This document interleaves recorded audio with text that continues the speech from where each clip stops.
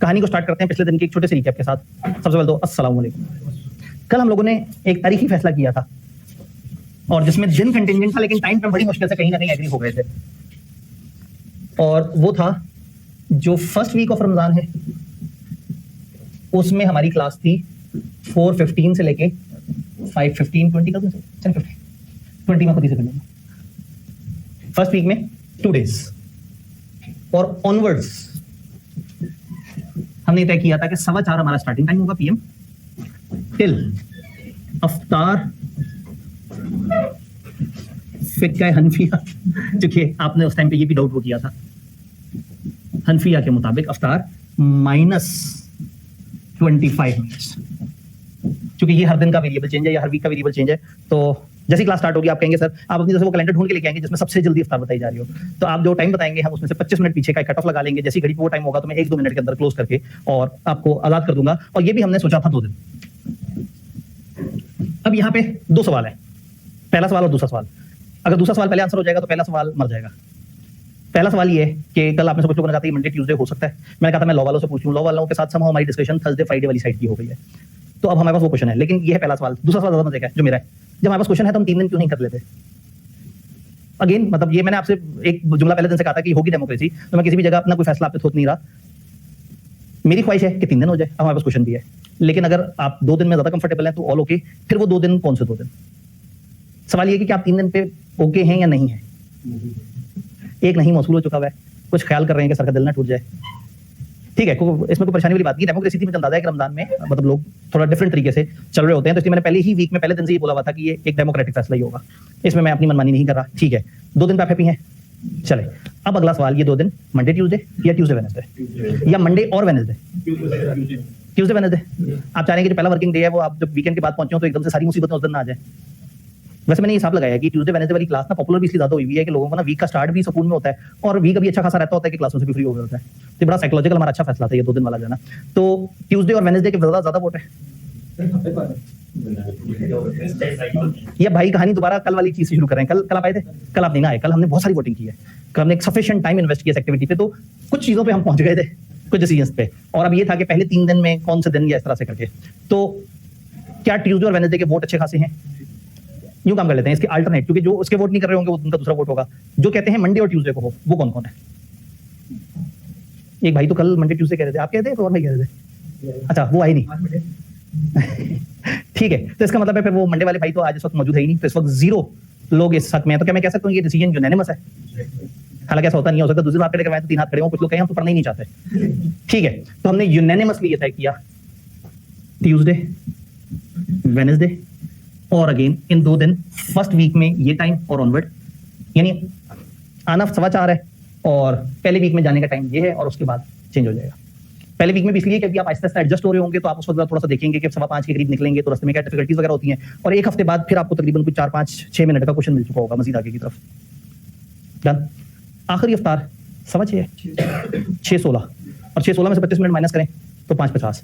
इसका मतलब है मैं ज्यादा से ज्यादा तकलीफ दे हो सकूंगा तो 5:50 तक।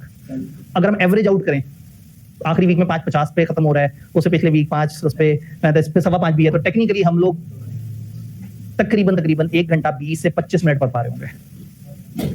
देर लगा दी मेहरबान आते। आपकी गैर मौजूदगी में सारे लोगों ने कहा कि ट्यूसडे और वेडनेसडे सही है। उन्होंने कहा था वो भाई जो मंडे कह रहे थे वो हम में से नहीं है, वो जो है वो उनकी गैर मौजूदगी में जल्दी से फैसला कर लिया नहीं, ये लोग ऐसा नहीं कह रहे थे कि मैं ढूंढ रहा था, मैंने कहा वहाँ भाई बैठे हुए थे तो वो आप मौजूद नहीं थे। ठीक हो गया जी। तो इसका मतलब इफेक्टिवली हमें तकरीबन 1 घंटा 20-25 मिनट की औसतन क्लास मिल जाया करेगी, ठीक है। कोई बहुत ज्यादा मुश्किल टॉपिक भी लेकिन नहीं चल रहे होंगे, हमने S1 S2 भी कवर कर लिया हुआ है, हमारी बेस भी बन गई है। अब हमारे पास 2 तरह के एरियाज हैं, या वो बदबूदार फजूल से 12 स्टैंडर्ड्स इंडस्ट्रियों के, या हमारे पास एथिक्स और एश्योरेंस वाला एरिया है। तो काम करते हैं, पहले गुज़िश्ता दिन का टारगेट पूरा करते हैं और उसके बाद अगले एरिया को स्टार्ट कर देते हैं, जो फिर हम रमजान में थोड़ा सा धीमे धीमे मिजाज के साथ लेके चलते हैं। चलें डिस्कशन स्टार्ट करें। कुछ सवाल हमारे कल भी रह गए थे, हालांकि मेरा ख्याल था कि हमारे कवर हो जाएंगे, लेकिन हमने रमजान की डिस्कशन शुरू कर दी थी, तो आज रमजान की डिस्कशन ऑल ओके पक्का?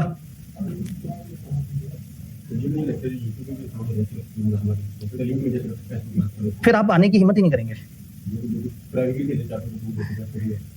असल में वही वाली बात है, जब आप एक पब्लिकली ये कह रहे हैं कि जो प्राइवेटली कहेंगे, और मैं आपको पब्लिकली यस कर दूं कि जो प्राइवेटली रब्ता करेंगे, तो सारी पब्लिक प्राइवेटली रब्ता करेगी। हम लोगों ने अपने तौर पे कोशिश ये की हुई है कि जो फिजिकल में रजिस्टर हुए हैं, अगर उनका कभी कभार कोई लेक्चर आगे पीछे मिस हो जाता है, वो मैनेजमेंट से रब्ता करते हैं। मैनेजमेंट वाले 1-2 दिन के लिए उनको एक आईडी शाईडी दे देते हैं, वो अपना वो लेक्चर देख लेते हैं और 1-2 दिन बाद वो आईडी पे एक्सेस खत्म हो जाती है। तो हमारी कोशिश ये है कि हम उतना जरूर आपको मोटिवेट करें फिजिकल पे जितना आप कम से कम कोशिश करके आते रहें। ये कैफ में ये फैसिलिटी हम नहीं देते, ये फाइनल के लिए हम लोगों ने नहीं निकाली है फैसिलिटी, के लोगों को थोड़ा सा एटलीस्ट जो सीरियस है उसका हम जरूर साथ दें।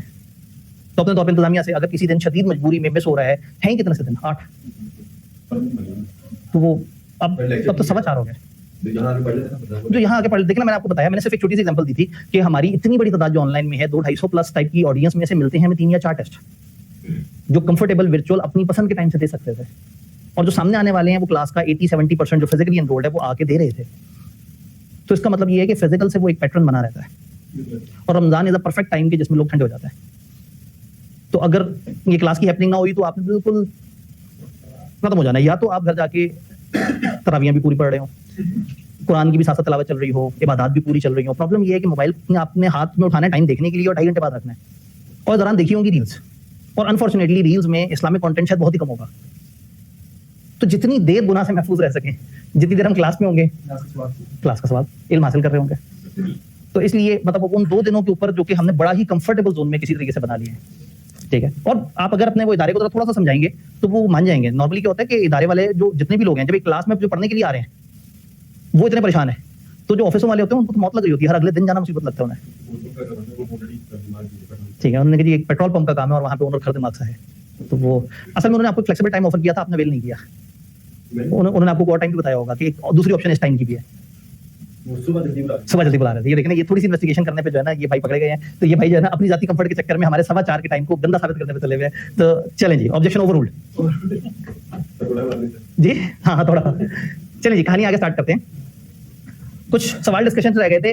आप में से कुछ ऐसे लोग होंगे जो कहेंगे यार फिर से क्यों रह गए थे सवाल, फिर से सवाल डिस्कस, और कुछ ऐसे लोग होंगे जो सेशन कैंप पे बार बार मैसेज कर रहे होंगे सर ने क्लासों में सवालों की प्रैक्टिस नहीं कराई, और जब सवालों की प्रैक्टिस कराने लगे तो लोगों को तो आगे क्यों नहीं पढ़ रहे। तो एक वक्त में कोई ये ख्वाहिश पूरी हो सकती है, अगर तो हमारे पास इससे पहले बहुत सारे सेशंस गुजरे होते, पास पेपर्स इकट्ठे हुए होते, तो मैंने पहले से कुछ प्री रिकॉर्डेड पास पेपर की डिस्कशन भी बनाई हुई होती। तो होता ये कि मैं आपका एक्सपीरियंस खराब ना होने देता, हम 2 दिन पढ़ते और मैं आपसे कहता जी वीकेंड पे आपको फलाना इस चैप्टर के पास पेपर की एक वीडियो मिल जाएगी, अगले वीक इस तरह से हो जाएगा। तो अगले सेशन में तो मेरे पास इस तरह की कुछ रिकॉर्डेड डाटा होगा, लेकिन इस सेशन में जो लोग साथ साथ चल रहे हैं और साथ साथ प्रैक्टिस भी करना चाह रहे हैं, सवालों को भी देखना चाह रहे हैं, समझना चाह रहे हैं, तो उनके लिए। और दूसरे इसके सवाल भी लंबे हैं, इसके सवाल वो छोटे छोटे सवाल नहीं, 3-4, 5-6 नंबर के सवाल नहीं है, 15-15, 20-20 नंबर के, 25-25 नंबर के सवाल है। तो हो जाएगा खत्म से टक्कर। एक तो ये कमेटियों वाला, ये तो आप फौरन से कर लेंगे। हम जाते हैं इस पे जिस पे हमारा टाइम लगे। ये हमारा हो गया? नहीं ये नहीं हुआ। रिवर वीव टेक्सटाइल ये क्या कर रही है? ये ऑपरेट करती है cotton dyeing and fabric finishing plants. Fabric को भी फिनिश कर देते हैं और कॉटन को भी मार देते हैं। कॉटन की डाइंग और फैब्रिक की फिनिशिंग, ऑब्वियसली इसका मतलब नहीं है, ये फिनिशिंग उसकी फाइन ट्यूनिंग है और वो डाइंग वो कपड़ों वाली डाइंग है। तो बहरहाल ये कॉटन डाइंग और fabric finishing plants in a developing country, Pakistan का जिक्र हो रहा है, क्या हम डेवलपिंग कंट्री कहलाते हैं या डेवलप कंट्री कहलाते हैं, या हम अंडर डेवलप कहलाते हैं? ठीक है, उन्होंने कहा लाहौर डेवलप है। ये जो है ये इलाकाई फसाद क्रिएट करना चाह रहे हैं, अचानक से केपी से उठ के आ जाएगा और लड़ना शुरू कर देगा।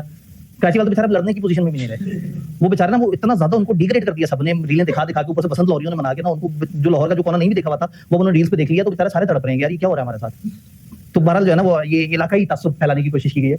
There have been credible allegations that untreated or partially treated effluent from RWT's dying unit is contaminating a nearby river used by downstream village for drinking water and irrigation। भाई ने जुमला शुरू किया तो सांस ही नहीं लिया, चलता चला गया। बहुत सारी एलिगेशंस हैं। क्या एलिगेशंस हैं? कि इनके जो वो है, जो इनकी डाइंग और ये सारी हरकतें हैं, ऐसे जो पानी है वो खराब हो रहा है, जो ड्रिंकिंग वाटर और जो काश्तकारी के काम आता था वो वाला पानी खराब कर रहे हैं।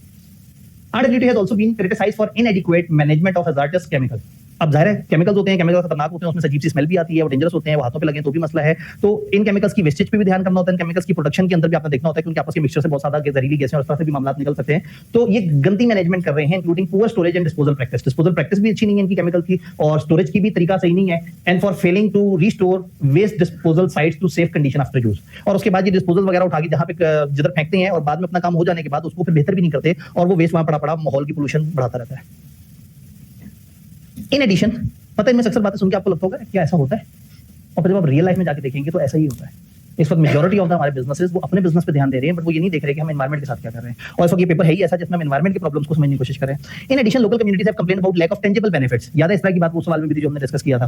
From RWT presence siting limited local hiring, low investment in community infrastructure, for example water filtration या हेल्थ फैसिलिटीज, और वीक ग्रीवेंसेस मैकेनिज्म। लोगों की जो शिकायतें उनको भी नहीं सुनते, आसपास के लोगों को नौकरियां भी नहीं देते, आसपास के लोगों के लिए कोई और अच्छी एक्टिविटीज भी नहीं कर रहे। इनके होने से कोई फायदा नहीं है लोकल कम्युनिटी को, उल्टा तकलीफ में भी आए हुए हैं। चलो तकलीफ में आ रहे थे लेकिन कुछ ना कुछ इनसे बेनिफिट मिल रहा था, थोड़ा सा सेटल हो जाता। ये अच्छा काम नहीं करे। International apparel buyers and civil societies groups are increasing pressure on RWT to improve its practices, warning that RWT's social license to operate is at risk and that major customer may terminate supply agreement if issues remain unaddressed. कौन-कौन pressure कर रहे हैं? International buyers, civil society groups, ये different लोग इनको कह रहे हैं कि आपकी ये गलत प्रैक्टिसेस रहेंगी। तो अगेन ये सोशल लाइसेंस टू ऑपरेट क्या होता है? एक तो लाइसेंस टू ऑपरेट होता है ना, what is a social license to operate? Packages का किस्सा याद है, मैंने सुनाया था। तो उसमें क्या था, कानूनी तौर पे उनके लाइसेंस का मसला नहीं था, वो एक रजिस्टर्ड जगह पे अपनी प्रैक्टिस कर रहे थे, उन्होंने लाइसेंस लिया हुआ था और वो जगह एक जमाने में लाहौर का हिस्सा ही नहीं होती थी, थोड़ी बाहर निकल के थी। लेकिन हुआ ये कि जब वो डिफेंस और वो सारी एरियाज आसपास बनना शुरू हो गए तो देवर इन अ सोशल प्रॉब्लम। सोशली लोग नहीं चाहते थे कि वो वहां पे काम करें। तो ऐसे में समटाइम कुछ सोशल ग्रुप्स इतने स्ट्रांग होते हैं कि वो अपनी लेजिस्लेशन के थ्रू आके और आपको कह देते हैं कि you don't have a social license. और समटाइम ये जो सोशल प्रेशर है इससे हम सही होने के बावजूद भी हमें उनकी सुननी पड़ती है। फॉर एग्जाम्पल झोपड़पट्टी, एक बंदा है, उसने प्लॉट खरीदा है, उस प्लॉट पे उसने बिल्डिंग बनानी है। जब वो बिल्डिंग बनाने के लिए वहां पहुंचा नक्शा और वो सारे डिजाइन के लिए, तो पता उसे लगा कि उस प्लॉट के ऊपर एक झोपड़पट्टी आबाद है। कानूनी तौर पे वो हक रखता है कि उन लोगों को वहां से उठा के फेंक दे, बट समाजी तौर पे वो हक नहीं रखता। वो बिल्डोजर लेके आएगा, वीडियो बना के नेट पे डाल देंगे। ये अमीर खबीस लोग गरीबों को उठा के फेंक रहे हैं। एक रेडी वाला कानूनी तौर पर रजिस्टर नहीं होता, सड़क के बीच में आके रेडी खड़ी कर देता है। लोग डिफिकल्टी में होते हैं और बार बार सोचते हैं गवर्नमेंट एक्शन क्यों लेती है। और जब गवर्नमेंट एक्शन लेती है तो समाज की सपोर्ट किसके साथ होती है? रेडी वाले के साथ। रेडी वाले को बिजनेस नहीं करने दिया, बेचारा भूखा मर गया, ये क्या हो गया, वो क्या हो गया। तो समटाइम कानूनी मसला नहीं होता, समाजी मसला होता है। तो अगेन वो झोपड़पट्टी जिसके लोगों को जो गैर कानूनी तौर पे आपके प्लॉट पे मौजूद है, आप अगर उन्हें हटाने की कोशिश करेंगे तो समाजी तौर पे आपके ऊपर बहुत ज्यादा मसला आना शुरू हो जाएंगे। तो ये उसी तरह का समाजी मसला है। तो कह रहे हैं कि भाई आप जो कर रहे हैं वो अल्टीमेटली उसकी वजह से आप फिर यहाँ नहीं रह पाएंगे। भाई जब एक इदारे के जो मजदूरों ने जिस बस्ती से गुजर के फैक्ट्री तक जाना, उस बस्ती के लोग ही उसे गंदी नजरों से देख रहे हो। वो दुकान पे जाते हो चीजें खरीदते हो, उस चीज को ही ना देता हो, फिर तुम तो वो गद्दे वाले लोगों के साथ हो ना। भाई मामले को सियासी रंग करने की कोशिश कर रहे हैं। अच्छा जी, फिर क्या हुआ है? द गवर्नमेंट हैज इंडिकेटेड कि operating permits may be reviewed if water quality standards are not met. अगर आपने पानी की क्वालिटी के स्टैंडर्ड्स को मीट नहीं किए तो हो सकता है हम दोबारा से जायजा लें, आपको जो लाइसेंस दिया गया है उसको दोबारा से देखें कि कुछ गलत तो नहीं हो रहा। RWT is currently preparing its annual sustainability report। लो जी, ये इस वक्त अपनी एनुअल सस्टेनेबिलिटी रिपोर्ट बना रहे हैं and intends to address these concerns to demonstrate its commitment to responsible operation। और चाहते हैं कि ये अपने जो concerns हैं इनको लोगों के एड्रेस करें अपनी सस्टेनेबिलिटी रिपोर्ट के through. Senior management recognise that mere disclosure of the issue is not sufficient। सिर्फ इशू को बता देना काफी नहीं है, stakeholder expect a clear and actionable. सिर्फ बताना काफी नहीं है, उनको क्लियर एक्शनेबल प्लान भी चाहिए। रिक्वायरमेंट क्या है? Discuss the sustainability challenges face by. इसका मतलब है आपको शायद 5-6 हेडिंग्स बनाने के बाद आगे डिस्कशन की जरूरत नहीं है। आप चंद लाइंस बना के, चंद बुलेट्स बना के, चंद छोटे पैराग्राफ बना के भी मामले डिस्कस कर सकते हैं कि इशू ये है, फिर ये इशू है, ये इशू है, ये इशू है। सवाल ने आपसे आइडेंटिफिकेशन नहीं कहा, उसने कहा आप डिस्कस करें क्या क्या चैलेंजेस हैं। आप अपने तौर पर हेडिंग देना चाहें तो आपकी मर्जी है, लेकिन सवाल आपसे ये एक्सपेक्ट नहीं कर रहा कि आप निशानदेही करेंगे और फिर डिस्कशन करेंगे। सवाल ने क्या कहा है? डिस्कस। तो आप अपने फेवरेट पैटर्न पे जाके टेबल बना के या हेडिंग बना के डिस्कस करना चाहें, पाबंदी कोई नहीं है, लेकिन रिक्वायरमेंट फिलहाल एक्सप्रेसली आपको ऐसा नहीं कह रही। हाँ, रिक्वायरमेंट में आइडेंटिफाई एंड डिस्कस लिखा और आप खाली पैरा लिखना शुरू कर दें तो आपने गलत किया। तो रिक्वायरमेंट थोड़ी सी ज्यादा रिलैक्स है, डिस्कस करना है सस्टेनेबिलिटी चैलेंजेस और एडवाइस करना है कि कैसे हम एड्रेस करेंगे ये चैलेंजेस और इनको कैसे रिपोर्ट करेंगे in terms of requirement of IFRS S1 और आगे उसका पूरा नाम लिखा हुआ है। क्या है सस्टेनेबिलिटी चैलेंजेस? Water pollution. और अगेन जब डिस्कस करना तो हम कहेंगे इनके वाटर या इनकी वो ये सारे जो है वो आसपास के जो पानी के सोर्सेज उसको खराब करने की वजह से इरिगेशन और पीने वाले पानी की अच्छी दस्तयाबी वो नहीं हो पा रही, लैंड को रिस्टोर नहीं कर रहे, आसपास के लोगों को टेंजिबल बेनिफिट्स नहीं दे रहे, सोशल रिस्पांसिबिलिटीज अपनी सही से अदा नहीं कर रहे, प्रॉपर डिस्पोजल प्लान नहीं है जिसकी वजह से वो पोल्यूशन बढ़ती जा रही है और वो नुकसानदेह होती जा रही है। खतरनाक केमिकल इस्तेमाल कर रहे हैं, अपने काम के लिए खतरनाक केमिकल तो इस्तेमाल करने हैं लेकिन उनकी मैनेजमेंट अच्छी नहीं कर रहे। खराब केमिकल से मसला नहीं है, वो तो एक प्रॉब्लम जिसने उस तरह की मैन्युफैक्चरिंग करनी है उसको वो केमिकल तो चाहिए ही चाहिए, लेकिन उसकी अच्छी मैनेजमेट नहीं कर रहे, तो उसको डिस्पोज सही से नहीं कर रहे, उसकी स्टोरेज वगैरह उसको उस तरह से नहीं एहतियात नहीं कर रहे कि जिससे वो नुकसान ज्यादा देती जा रही है। सोशल लाइसेंस रिस्क पे, पब्लिक रेपुटेशन, लोगों की जो जज्बात हैं और जो गवर्नमेंट रेगुलेटर्स और इंटरनेशनल जो बायर्स हैं वो डिस्टर्ब हैं और वो गंदा फील कर रहे हैं, इनकी रेपुटेशन अच्छी नहीं है कि ये अनसस्टेनेबल प्रैक्टिसेस कर रहे हैं। ओवरऑल गवर्नमेंट की तरफ से क्लोजर का खतरा है, इनका लाइसेंस दांव पे लगा हुआ है। अभी सस्टेनेबिलिटी का चैलेंज बन जाएगा क्योंकि आपकी इकोनॉमिक सस्टेनेबिलिटी भी आउट हो जाएगी अगर आपने अपनी एनवायरमेंटल सस्टेनेबिलिटी को फॉलो नहीं किया। लोकल हायरिंग नहीं करे। वही वाली बात है कि इनके होने से आसपास वालों को कोई फायदा नहीं है, ना हायरिंग के हवाले से, ना उनको कोई सहूलतें मिलने के हवाले से। सप्लाई चेन का मसला है। सप्लाई चेन भाई ने बीच में आइडेंटिफाई किया, क्योंकि दरमियान में इनके कुछ और लोगों ने भी कहा था कि हम आपके साथ डील नहीं करेंगे। इंटरनेशनल मार्केट में खराब रेपुटेशन जा रही है, कंपनी का ऐसा बाहर करते चले जाएंगे, तो मसले तो हैं। अब क्या करें, कैसे एड्रेस करें और रिपोर्ट करें? एड्रेस कैसे करें? 10 बातें बता दें, 10 एक्शन जो इन्हें लेने चाहिए। डिस्पोजल के ऊपर एक पूरा निजाम होना चाहिए ऑफ खतरनाक केमिकल्स।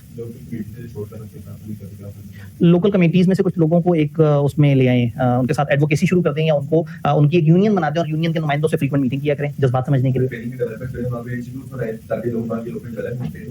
इंस्टीट्यूट बनाएं, वो लोकल लोगों को अपनी प्रोडक्शन की ट्रेनिंग वगैरह दें, जिससे वहाँ पे एक एक्टिविटी हो, लोगों को काम धंधा मिले, उन्हें भी अच्छा लगे। एम्प्लॉयमेंट का कोटा रखें कि 30% कम से कम लोकल लेंगे, या इतने % हम लोकल रखेंगे। और अब अगेन ये 30% वाली बात मैट्रेसेस इस तरह की जगह पे हम कंक्रीटली बता सकते हैं। तो कोटा रख देंगे, इतना हम लोकल से उठाएंगे, उतना हमारे बंदे होंगे। जैसे कि ये पानी रिवर से आ रहा है, फिल्ट्रेशन प्लांट्स वगैरह अगर लगवा दें और उससे वहाँ के लोगों को भी जरा थोड़ा सा पानी के अंदर हेल्प कर दें, और वो हेल्प आपको भी सपोर्ट कर रही हो। और ये सारे काम करने को पहले बताएं लोगों को, हम अच्छे काम करें ताकि वो तो बताना है हमने, वो रिपोर्ट में हमारे पास ऑप्शन है, वो अगला स्टेप है। अभी हम एड्रेस क्या करें? पानी में जो केमिकल फेंकना है वो फेंकना बंद करें, पानी में केमिकल फेंकना बंद करें और केमिकल को प्रॉपर डिस्पोज करें, हैंडलिंग बेहतर करें, स्टोरेज बेहतर करें, इंटरनेशनल बायर्स को एतमाद मिले, उनसे कम्युनिकेशंस बढ़ाएं। तो ये जो लाइसेंस का इशू आ रहा है उसको उसकी क्राइटेरिया दे, उनको लाइसेंस के क्राइटेरियाज को समझें, गवर्नमेंट से नेगोशिएट करें, गवर्नमेंट के साथ मीटिंग करें, समझें उनके concerns and keep them satisfied. याद है वो जो हमने 4 ग्रेड्स देखी थी। और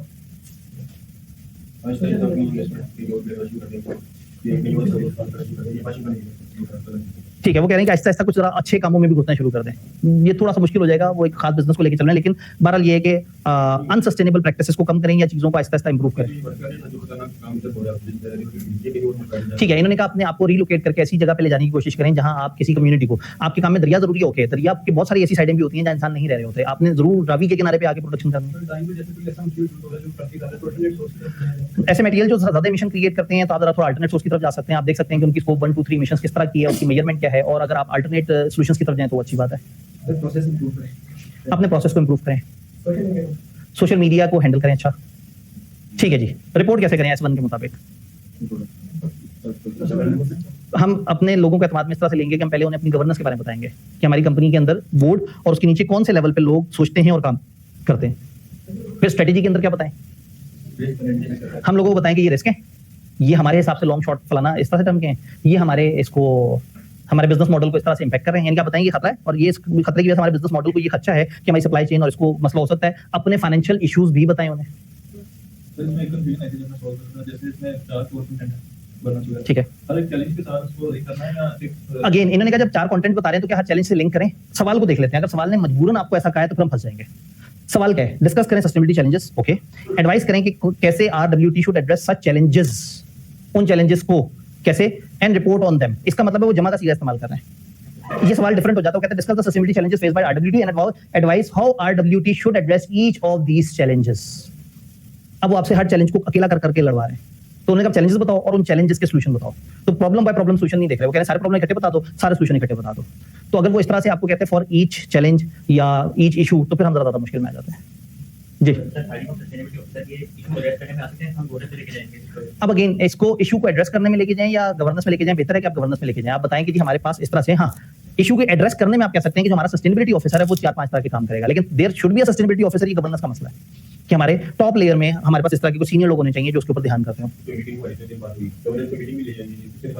हाँ, अगेन गवर्नेंस में आपने को बता देना हमारी ओवरऑल बड़ी बॉडी या कोई छोटी बॉडी कौन सी है, कौन से की बंदे हैं और उनके मोटे मोटे रोल्स क्या है। स्ट्रेटेजी में हमने देख लिया, स्ट्रेटेजी में रेजिलियंस की बात भी करते हैं। फिर उन्हें बता दें कि हम इन इश्यूज को समझते हैं और yes we are in a position कि हम इसके हिसाब से अपने आप को चेंज कर सकते हैं, और हम चेंज कर रहे हैं। और सिनेरियो एनालिसिस करें ना करें, इतने नंबर ही नहीं है। अगर करना पड़े तो क्या सिनेरियो एनालाइज करेंगे आप? अगर सेरेमनी जैसे कल किया था कि मतलब स्ट्रिक्टली आ रहे हैं, हाँ, तो हो सकता है वो हम कहेंगे जी हमने डिफरेंट सिनेरियो एनालिसिस करके देखा है, कुछ गवर्नमेंट के भी मसले हैं, कुछ उस तरह से। तो हमने देखा है कि अगर हम इस वक्त अपनी प्रैक्टिस ऐसे रखें और थोड़ा सा आहिस्ता आहिस्ता ग्रेजुअली अपने आप को बेहतर करें, तो हम इस इलाके को आहिस्ता आहिस्ता बेहतर कर लेंगे। तो लोगों को थोड़ा सा हौसला देते हैं कि हम इस अजम्पशन के तहत इतने अरसे तक आपकी जिंदगी आसान कर देंगे और इस अजम्पशन के तहत इतने अरसे में आपकी जिंदगी आसान कर देंगे। रिस्क मैनेजमेंट में क्या बताएं? कंपनी के लोग हैं जो कि आइडेंटिफाई कर रहे होते हैं डिफरेंट तरह के रिस्क, जो इन्होंने वो करके और ऊपर की कमेटी तक उसको इन्फॉर्म किया है, और हम इन रिस्कों को नॉर्मली मेजर करते हैं, प्रायोरिटाइज करते हैं और उनको अच्छे तरीके से सॉल्व करने की कोशिश करते हैं। और आखिरी बात मैट्रिसेस में एज ऑन क्या हो रहा है और टारगेट्स क्या सेट कर रहे हैं। तो मैट्रिसेस के थ्रू बताएं कि इस वक्त हम इतने परसेंट चीजों को इस तरह से वो कर रहे हैं और हमारा टारगेट ये है कि हम अपने जो केमिकल का यूज है वो 30% कम कर दें, हम पानी को 20% ज्यादा बेहतर फिल्टर करना शुरू कर दें, इसको इतने परसेंट कम कर दें, इसको इतना ज्यादा कर दें। अब अगेन सवाल में अगर ज्यादा इन्फॉर्मेशन होती तो हम उसको भी बीच में लिखना शुरू कर देते, लेकिन यहाँ इन्होंने सवाल में उतनी इन्फॉर्मेशन नहीं दी तो हम जवाब देते हुए भी थोड़े से जेनेरिक रह सकते हैं। तो ये एक अच्छा तगड़ा मजे का सवाल। अब देखना 15 नंबर का सवाल देखते साथ ही पहले बंदे को होता है कि काफी कुछ लिखना है, लेकिन जब हम उसको 3 हिस्सों में डिवाइड कर देते हैं तो एक बात पता लग जाती है सस्टेनेबिलिटी चैलेंज देखिए से और अगला हिस्सा है उनको एड्रेस कैसे करें और रिपोर्ट। तो सबसे पहले अगर मैं 2 हिस्सों में डिवाइड करूं और दूसरे के अंदर 2 रिक्वायरमेंट है तो शायद मैं कहूं कि 7 इसके और 8 उसके, या शायद 6 और 9, इससे ज्यादा तो काम खराब नहीं होगा। तो इसका मतलब 6 से 7 नंबर का ऊपर वाला पोर्शन है और फिर अगले वाले पोर्शन के ऊपर पर, तो इसका मतलब है कि मैं उसके अंदर बहुत ज्यादा डेप्थ में नहीं भी जा रहा तो भी काम चल जाएगा।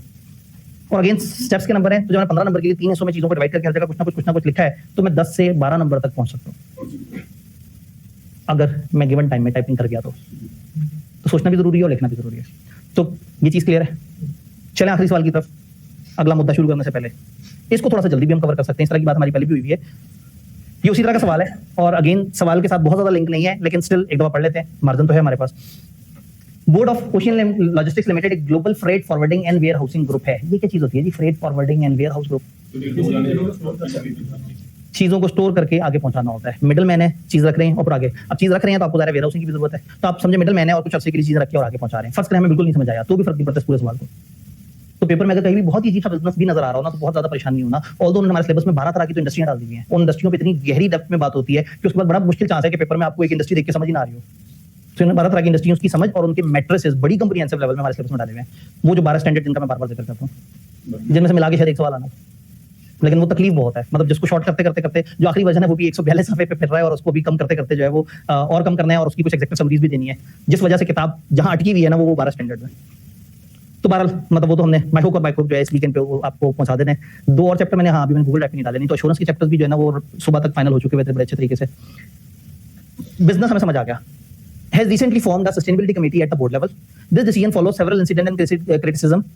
कंपनी ने फाइनली एक सस्टेनेबिलिटी कमेटी बना के बोर्ड लेवल पे बना दी है और ये डिसीजन कब हुआ है, जब कुछ अरसे से क्रिटिसिज्म और इंसिडेंसेस चल रहे थे। पिछले साल क्या हुआ था, एक हमारा पोर्ट साइड स्टोरेज टर्मिनल जो है उसको फाइन हो गया था क्योंकि उसमें फ्यूल और केमिकल स्पिल हुआ था जिसने आसपास के ड्रेनेज चैनल को मुतासिर किया था। तो there was report of excessive overtime and unsafe working condition. सिर्फ फिजिकल मॉल नहीं, लोग भी इनसे तंग हैं, एक्स्ट्रा काम करा रहे हैं, देर तक उन्हें रोक रहे हैं और रमजान में उन्हें क्लासें नहीं लेने दे रहे। Unsafe working condition at third party ware house contractor handling this commerce fulfilment. हम नहीं है, एक थर्ड पर्सन है, लेकिन हमारे काम वो करता है, तो हम जिनके थ्रू काम करा रहे हैं हमें पता है वो अच्छे लोग नहीं है और हम आंखें बंद करके बैठे हुए हैं। Previously sustainability matters were managed in an ad hoc manner by operations manager. Previously operations manager अपने तरीके से ad hoc तरीके से चीजों को लेके चल रहे होते थे with limited oversight और expertise at board level. तो मैनेजर्स को बोर्ड लेवल का एक्सपीरियंस भी नहीं होता था, ना ओवरऑल चीजों को देखने की समझ थी, बस वो बेचारा मैनेजर अपने तौर पे चीजों को कर रहा होता था। And board received only infrequent updates on environmental और social preference. सोशल और एनवायरमेंट के ऊपर बड़ा कम ही उन तक अपडेट्स जारी होती थी। सवाल आपको ना बड़े प्यार से सोल्यूशन लिखने के लिए सारे हिंट्स दे रहा होता है। Now the board wants to strengthen the governance of sustainability. The new sustainability is tasked with integrating sustainability consideration to company strategy and risk management. Sustainability committee का काम ये है कि वो integrate कर दे कंपनी की strategy और risk management में sustainability वाली बातें। The board is considering measures such as setting formal environment, social governance, ESG targets, requiring regular internal audits of sustainability practices, including contractor compliance, and linking a portion of executive remuneration to achieving sustainability goals. वो बड़ा कुछ अच्छा कर रहे हैं, उन्हें problem भी समझ आ गया है, वो सोल्यूशन की तरफ भी जा रहे हैं। हमारा कोई किरदार नहीं था इसमें, लेकिन अचानक साइड के बीच में आ गया। उसने कहा एडवाइस करें एशियन लिंक लॉजिस्टिक्स को on the following matters. The role that sustainability committee should undertake to support effective governance and long term value creation. Sustainability committee क्या रोल अंडरटेक करे ताकि वो effective governance और long term value creation में help कर सके। इस सवाल का अगर सेकंड पार्ट ना होता तो ये बहुत आसान था, लेकिन बड़ी खुशी होती है सेकंड पार्ट से ताकि हमें एग्जैक्टली डिफरेंस समझ आ जाए। ये कमेटी क्या करे जिससे लॉन्ग टर्म वैल्यू क्रिएट हो, और how the board can integrate sustainability into companies overall corporate strategy and risk oversight framework, ensuring alignment with stakeholder expectation and regulatory requirement. ये कमेटी को क्या रोल प्ले करना चाहिए और बोर्ड किस तरह से सस्टेनेबिलिटी को अपने सारे कामों में एंटर कर सकता है। तो क्या करे, क्या होना चाहिए इस कमेटी का रोल? बोर्ड को लिंक बोर्ड की मदद। एक बात हमेशा याद रखनी है, बोर्ड बड़ी चीज होती है और कमेटी छोटी चीज होती है। Board is total board of directors, वो 15-16 लोग जो इकट्ठे बैठे हुए हैं, और कमेटी उनमें से 3-4 लोगों की कमेटी है जो इकट्ठे होते हैं, जो सिर्फ एक खास एजेंडे पे बात करते हैं। इस कमेटी ने असल में बोर्ड की मदद करनी होती है, ज्यादा फैसले बोर्ड ने लेने होते हैं। तो फिर कमेटियों का मेन काम क्या है? कोऑर्डिनेशन, चीजें पहले उन तक पहुंचे, हल्के फुल्के फैसले लेना, कुछ चीजों को बोर्ड के सामने रखना, कुछ सजेशंस अपनी तरफ से तैयार करके बोर्ड को प्रॉब्लम बताया और कहा हमारी सजेशन ये है कि इसका ये सोल्यूशन हो। सोल्यूशन बोर्ड ने देना है। ये बता सकते हैं कि भाई आप लोग कंपनी के कोड ऑफ कंडक्ट में ये 5 बातें डाल दें। ये सजेस्ट कर सकते हैं कि हम इस तरह के सप्लायर से और इस तरह के थर्ड पार्टी से डील नहीं करना चाहिए, लेकिन ये फैसला किसका होगा? बोर्ड का। तो बोर्ड ने लॉन्ग टर्म इंप्लीमेंटेशन करनी है चीजों की, और बोर्ड ने लॉन्ग टर्म विजन पे बात करनी है, और सस्टेनेबिलिटी कमेटी ने चीजों को आइडेंटिफाई करके इन तक पहुंचाना है और इनकी बोर्ड की मदद करनी है इनिशिएटिव्स को पूरा करने में। तो क्या रोल होना चाहिए सस्टेनेबिलिटी कमेटी का? लूप होल्स को देखें, चीजें जो इन तक पहुंची हैं बोर्ड तक पहुंचाएं, मैनेजर्स को मैनेजर के जूनियर लेवल पे हमें अपने अंडरटेक करें मैनेजर वगैरह जो वहाँ पे मैनेजर से कम्युनिकेशन बढ़ाएं, ऑपरेशन मैनेजर करें वहाँ ऑपरेशन मैनेजर्स वगैरह से कम्युनिकेट करें, उनको कुछ गाइडेंसेस प्रोवाइड करें। सस्टेनेबिलिटी ऑफिसर पढ़ाई करें सस्टेनेबिलिटी ऑफिसर को अगर नहीं है तो हायर कर लें।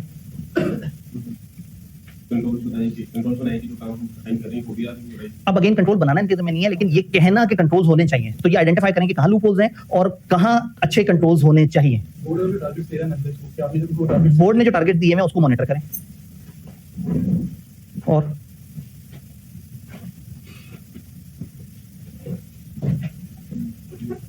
जो रेलेवेंट इंडस्ट्री के अंदर प्रैक्टिस फॉलो हो रही है उसके रिलेटेड बोर्ड को कुछ लॉज नहीं इम्प्लीमेंट करना है। बेंचमार्किंग करके दे, बोर्ड को बताए कि जी हमारे कंपेटिटर्स ऐसे ऐसे कर रहे हैं, यानी कि बोर्ड तो बोर्ड वाले एक दिन इकट्ठे बैठे और उन्हें पता ही नहीं है दुनिया में क्या चल रहा है। भाई एक बंदा दूसरे शहर से उठ के आया, वो इंडिपेंडेंट डायरेक्टर था, वो सिर्फ उस दिन आया है। एक क्रेडिटर का नुमाइंदा सिर्फ उस दिन आया है, गवर्नमेंट का नुमाइंदा उस दिन आया है। 3 एम्प्लॉई डायरेक्टर्स थे, वो भी बीच में मौजूद हैं। एक आध जो चीफ एग्जीक्यूटिव है वो भी डायरेक्टर के तौर पे मौजूद है। अभी अलग अलग जगह से लोग इकट्ठे हुए हैं, तो इनको एग्जैक्टली नहीं पता क्या चल रहा है। मैं असल में हमारे दिन में होता है कि कंपनी के अंदर सारी चीजें सबको पता है। मैं एग्जांपल दूंगा आईकेप की और एजुकेशन कमेटी की।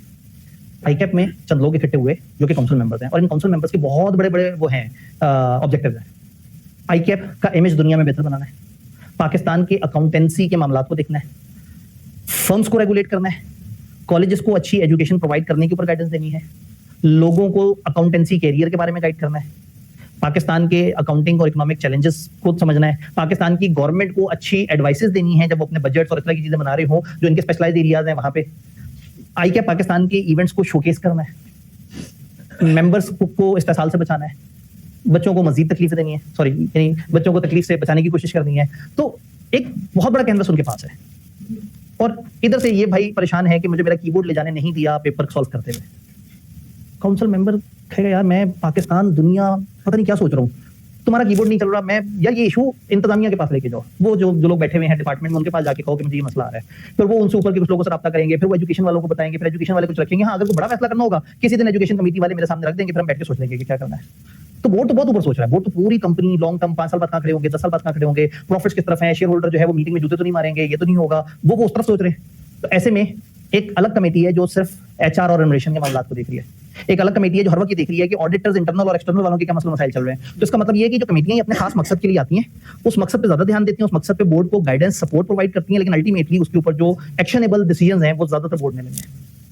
तो काउंसिल मेंबर आईकेप के किसी काउंसिल मेंबर को चलते फिरते आप जाके अगर अचानक से कहेंगे कि जी सीफा 4 में मुझे एक मसला आ रहा है, वो कहेगा वो क्या होता है, तो आप कहेंगे यार आप आईकेप की काउंसिल में आपको सीफा 4 का ही नहीं पता, कहेंगे भाई मेरा काम ही नहीं है। हाँ पाकिस्तान इस दफा एक हमने इवेंट दुबई में किया और एक सऊदीया में किया, जिसकी वजह से पाकिस्तान के अकाउंटेंट्स का दुनिया में काफी नाम आया है, और अब बहुत सारे मुल्कों से हमें बहुत ज्यादा रिक्वेस्टें आ रही है कि आपके मुल्क में बहुत ज्यादा चार्टर्ड अकाउंटेंट्स होते हैं, तो काइंडली हमारा मुल्क आपके मुल्क के साथ इंटीग्रेट करना चाहता है, हम चाहते हैं कि कुछ ओपन जॉब वीजाज आपके मुल्क के लोगों को दें, वो उस तरफ सोच रहे हैं।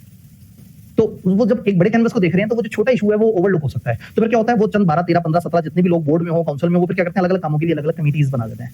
वो फिर कमेटीज जब इकट्ठे होते हैं तो उनका एक छोटा फोकस होता है कि हमने इस मुद्दे पे बात करनी है, तो वो ज्यादा बेहतर तरीके से बात कर लेते हैं। और जब बोर्ड की एक बड़ी मीटिंग होती है तो उसमें क्या हुआ, 7-8 अलग अलग कमेटियों ने अपने 3-3 पॉइंट सामने रखे, बोर्ड ने उन सबको देखा, डिस्कशन करते हुए भी कमेटी के जो मेंबरान है उनसे ज्यादा इनपुट ले लिया और मिलकर एक कंसेंसस से डिसीजन ले लिया।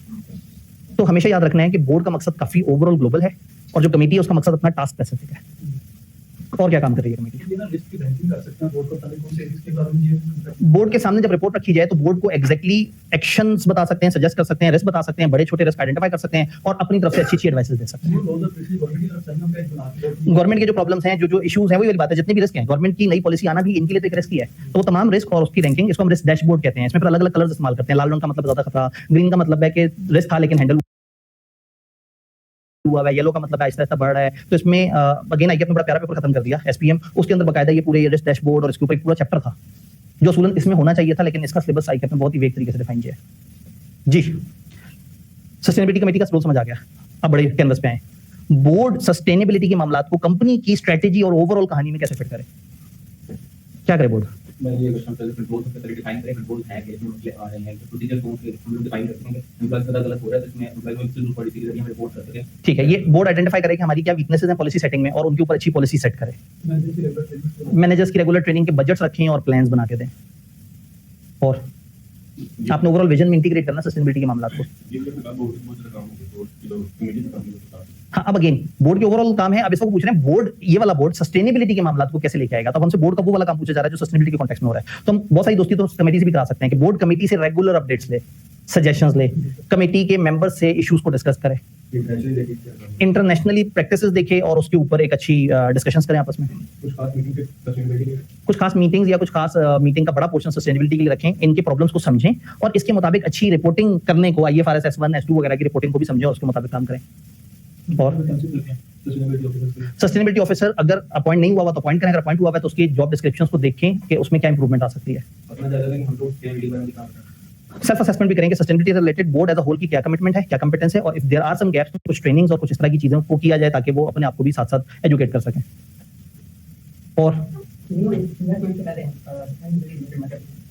नई इन्वेस्टमेंट से पहले, नए बिजनेस मॉडल बनाने से पहले सस्टेनेबिलिटी के मैटर्स को देखें। अभी उनका स्टेक होल्डर्स की एक्सपेक्टेशन को कैसे अलाइन करेंगे, स्टेक होल्डर्स परेशान है, कुछ इश्यूज भी उन्होंने बता दिए थे जो कमेटी की वो थे कि एड हॉक बेसिस पे चीजें होती हैं, तो आप बता सकते हैं कि हम उनको रिपोर्टिंग को स्ट्रीमलाइन कर सकते हैं। कंपनी के विजन में सस्टेनेबिलिटी कैसे उतारें। कंपनी का बिजनेस के बिल्कुल बिजनेस के ऐसे क्या कहते हैं capital freight forwarding freight forwarding का कहते हैं, अगर वो ट्रैवल का खर्चा है, पेट्रोल का खर्चा है, तो कंपनी का बिजनेस तरह करता है कि हम लोग ग्रीन हाउस गैसेस को कम से कम एमिट करेंगे, हम लोग इलेक्ट्रिक गाड़ी इस्तेमाल करेंगे। अपने विजन में, अपनी मिशन स्टेटमेंट में कहीं ना कहीं हम ग्रीन वॉशिंग करना शुरू करते हैं। ग्रीन वॉशिंग तो नेगेटिव हो जाएगा, हम जरा कुछ अच्छी बातें करना शुरू कर दें, हमने कुछ इंसेंटिव डिफाइन कर दें, फिर हम अपने सप्लायर्स, अपने कस्टमर्स, इनकी सिलेक्शन के वक्त कुछ पैरामीटर्स रख लें जो सस्टेनेबिलिटी को पसंद करते हैं या सस्टेनेबल प्रैक्टिसेस कर रहे हैं, उस थर्ड पार्टी वेयर हाउसेस वगैरह को ज्यादा कॉन्ट्रैक्ट्स दें।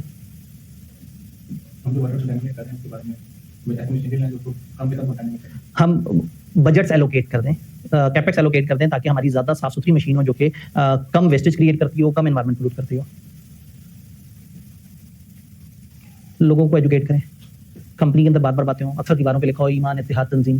ताकि वर्कशॉप बनाएं कि वर्कशॉप्स कराएं, लोगों को बार बार अवेयर करें, क्योंकि एक नया एरिया है, लोगों को इतना नहीं पता, लेकिन लोगों को बता के समझाएंगे, गाइड करेंगे तो कहीं ना कहीं आहिस्ता आहिस्ता एक वेव चल पड़ेगी। अपने आगे भी कर रिसर्च एंड डेवलपमेंट पर खर्च करें। तो बोर्ड काफी तरह के काम कर सकता है। जब हम बात करते हैं किसी चीज को स्ट्रेटेजी में कैसे लेके आए, विजन में कैसे लेके आए, इसका मतलब ये है कि आपने अल्टीमेटली तमाम लोगों को उस तरह से सोचने में मजबूर कर देना होता है। जैसे प्रॉब्लम, हम जब अपने मुल्क की बात करते हैं कि हमारे मुल्क में बहुत ज्यादा प्रॉब्लम्स है, वो इसलिए है कि हमारे विजन में इंटेग्रिटी नहीं शामिल। हमारे मुल्क में हम इस बात पर खुश हो जाते हैं कि खाता तो लगाता भी है, we are very okay with it कि ठीक है कर रहा है करप्शन, खैर है, कुछ ना कुछ सड़कें भी तो बना ही रहा है ना, तो हमें इससे ज्यादा दुख नहीं है। तो हमें किसी के साथ चालबाजी करते हुए बुरा नहीं लगता। तो हमारा एक ट्रेनिंग ऑफिस के प्रिंटर से अपने नोट्स प्रिंट कर लेता है, तो हमारा एक मैनेजर जो है वो ऑफिस के खर्चे से पर्सनल काम कर लेता है। तो हर लेवल पे हर बंदा अपने से की छोटी सी बेईमानी कर रहा है और फिर दूसरों को देख के कहते हैं माशरा कितना खराब है, ये पाकिस्तानी कितने खबीस हैं। सबके सब अपने अपने हिस्से की खबासत फैला रहे हैं, गाड़ी से हाथ बाहर निकाल के फेंक देंगे चीज, और अक्सर सड़क गंदी देख के कहेंगे गवर्नमेंट क्या कर रही है। क्यों? क्योंकि विजन में इंटीग्रेट नहीं हुई चीजें।